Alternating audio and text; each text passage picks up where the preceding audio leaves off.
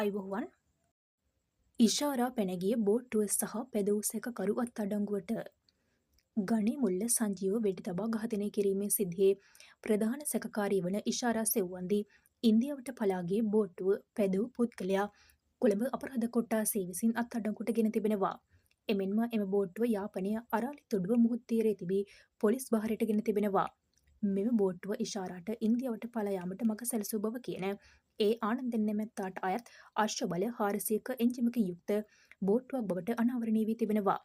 කොළඹ අපරාධ කොට්ටාසේ සංවිධානාත්මක අපරාධ විමර්ශන ඒකකයේ ස්ථානාධිපති ප්‍රධාන පොලිස් පරීක්ෂක කපිල කාර්යවසම් මහතා ප්‍රමුඛ නිලධාරීන් කණ්ඩායමක් ආනන්දන් නැමැත්තාගෙන් සිදු කළ දීර්ඝ ප්‍රශ්න කිරීමේදී අදාළ සැකකරු සහ මෙම බෝට්ටුව සොයා ගැනීමට හැකිව තිබෙනවා.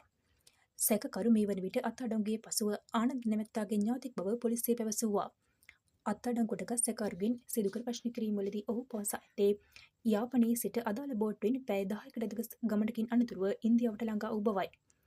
එම බෝට්ටුවේ ගමන් කළ අනෙක් පිරිම් පුද්ගලයන් දෙදෙනාගෙන් අයෙක් මේ වන විට රක්ෂිත බන්ධනාගාරගතව සිටින අතර අනෙක් පුද්ගලයා අත්අඩංගුවට ගැනීමට විමර්ශන ක්‍රියාත්මක බවද පොලිසිය පැවසුවා.